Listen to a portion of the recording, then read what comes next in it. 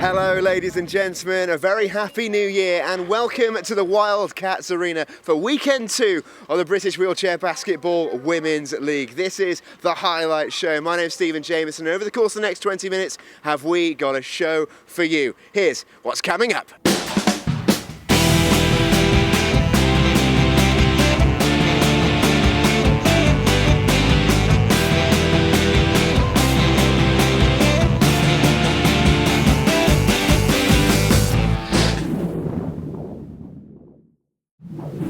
Okay, so it looks like we've got a pretty special show coming up for you this week. Now, question for the audience here, who'd like to know more about wheelchair basketball? Me!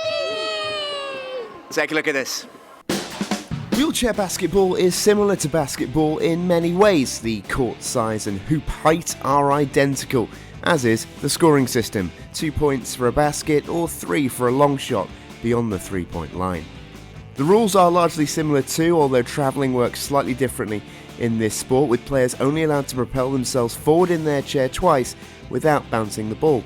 This sport is non-contact too, although chair-to-chair contact is expected and allowed within reason. This sport is inclusive and caters for everyone, so a system is in place to balance the teams. Each player is individually classified according to their functional ability on a scale of 1 to 5, and teams are only permitted a certain total on the court at any one time. The biggest women's league in the world is comprised of 3 divisions, with Divisions 1 and 2 containing 5 teams each, and Division 3 containing 2 pools of 4, with 3 new teams fresh this year. The divisions will end their seasons with the playoffs, which will determine their champions.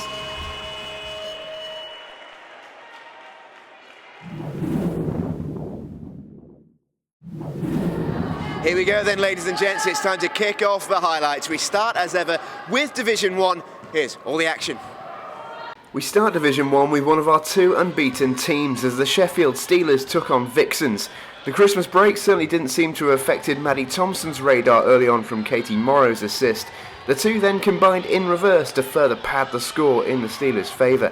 In the second half, Thompson was more than happy to take advantage of the gaps left as the Vixens pushed forward, and Steelers start strong, 76-23. Next up, the Bells Angels of the North took on London Titans, and this was a whole lot closer as both teams traded baskets right till the very end. This one from Iman McSorley, courtesy of Robin Love's great assist. Ultimately, there was just 5 points in it, and it swung in the Titans' favour as they claimed victory 50-45 to maintain touch with the division leaders. Now the much anticipated clash between our 2 unbeaten teams, CWBA and Steelers. Both teams at times struggled to find their range in this one, although Joy Hazelden was spot on there. This was another very close game, and Sophie Carrigill and then Maddie Thompson kept their nerve to swing it to the Steelers, just 35-30. Into the Sunday now, and Vixens were looking for tactical edges against Titans, and it did seem to work for large stages. The Titans though were in no mood to be beaten, and Fee Tillman sums that mentality up better than most, leading by example with that shot. The Titans in the end had too much and closed out an unbeaten weekend, winning it 48-29. CWBA were seeking to bounce back following their first loss of the season and came up against an Angels team who gave them a real fight. Once the offense got moving though, the CWBA edged it out, 47-38, Shiv Fitzpatrick on the board for 2 there. And at the end of the game I spoke to Sarah Hope to get the thoughts from the CWBA camp. Okay, so Sarah, pretty successful weekend overall for you. How do you look back on weekend 2 of the Women's League? Yeah, it was really good fun. Loads of people really enjoy these weekends, everyone getting together, the women get to step up and really sort of show off their talents. It's been great to have the Coventry women back together again and really just getting stuck in on it. And how do you look back on the results as a team? I think we've done pretty well. It was a tough game yesterday. First time playing with a size 6 for some of us who have had a few months off, so shots didn't drop, I think, on both sides. Today, much better, getting used to it again, played well as a team, got to rotate the bench a little bit, so it was pretty good success all round. And just one weekend left of the regular season, what are your goals for the end of the regular season? Well, always to win. We lost to Steelers yesterday by 5, so our goal now is to beat them by more than that, which I'm fairly sure we can do. Steelers were coming for you. Just finish on a high, finish strong, and then come back again next year. Wish you all the best, thank you. Thanks very much, cheers. Division 1 really starting to hot up then as we head in towards the final weekend. And we move on now into the highlights of Division 2, which is just as close. Here's the roundup. First in focus in Division 2 are the Bristol Bisons, still looking for their first win of the season. That was always going to be tough to come by against a very strong looking Leicester side, but they did give the Cobras a real game before eventually being edged out. A tough schedule this week as Titans 2 are up next, but with some nice moments, Bisons are certainly improving.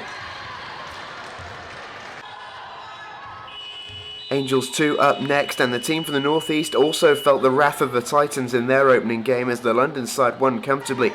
Angels 2 had Cobras to contend with this weekend, and despite some vintage moments such as this from Anna Jackson, they fell just short, edged out by 11 points.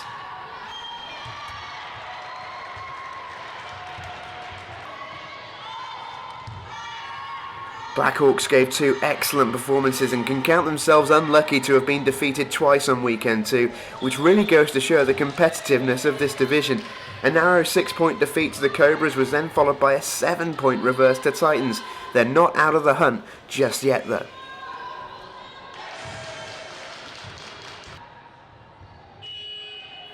The Cobras had a stellar weekend, winning all 3 of their fixtures.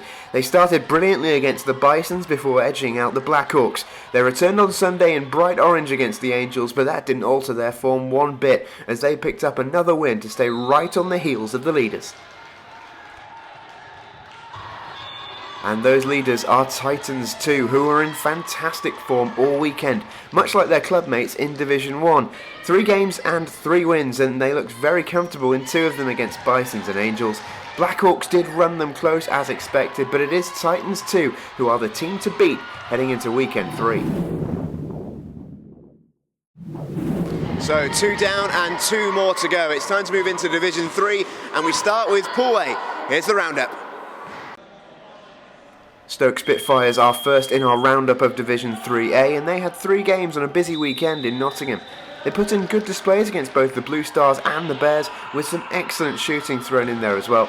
But in the end, the other 3 teams were just that little bit stronger, as the Spitfires still seek a win. Angels 3 put up some good performances once again, particularly here on Court 3 against the Spitfires. The work ethic and teamwork is palpable around the Angels players, and that reflected to great effect in their offense at times to create some brilliant scores. They still have plenty to play for in week 3.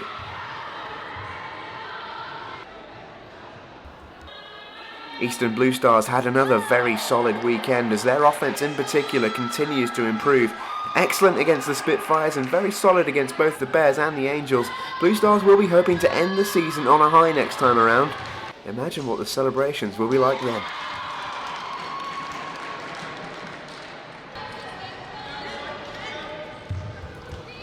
The Bears meanwhile continue to look the strongest team in the division with another impressive weekend. They move on to the final week of the season in top spot after another great round of fixtures, going 100% this weekend for good measure.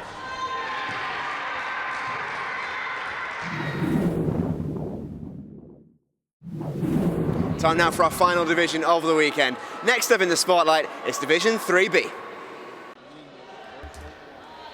Angels 4 kick off our final roundup, and the Women's League's very own Pink Ladies once again provided great entertainment and some great highlights too. Losses to the 3 teams above them would never stop them celebrating them when they got it bang on, and that is becoming more regular too.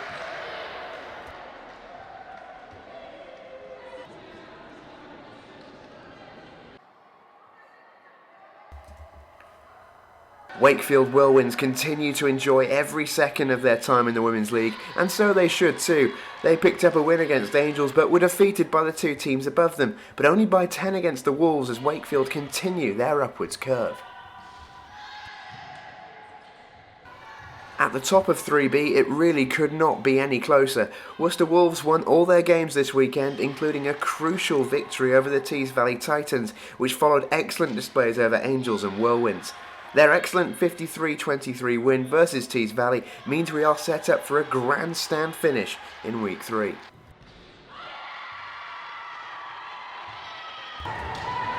Tees Valley came through their first 2 games of the weekend unscathed, but as mentioned did finally come unstuck at the hands of Worcester Wolves.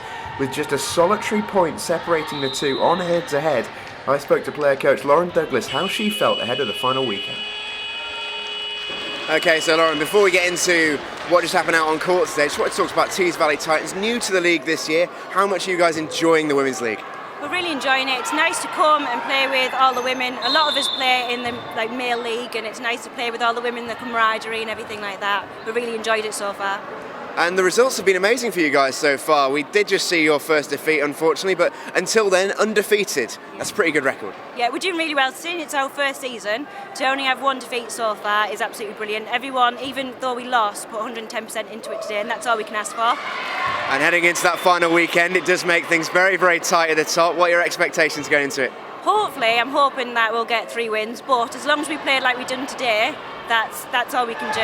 Everyone played so well, and all the way to the end, even though they did have a good lead on us, we kept it going and kept whittling it down, and that's all we can hope for in leading into the last weekend. I wish you all the very best of luck. Thanks for talking to us. Thank you very much. So there we have it, ladies and gents. The first show of 2017 has come to a close. Weekend 2 of the Women's League has provided us with some fantastic entertainment, and we already can't wait for weekend 3. That's coming up in the middle of February. So too is the All-Star game. If you haven't got your tickets already, make sure you do at the link there on the screen. You do not want to miss it. For everything else wheelchair basketball, get us on Twitter at BritWheelBeeble and check out the website britishwheelchairbasketball.co.uk. Until next time though, from everyone here at the Women's League, it's goodbye.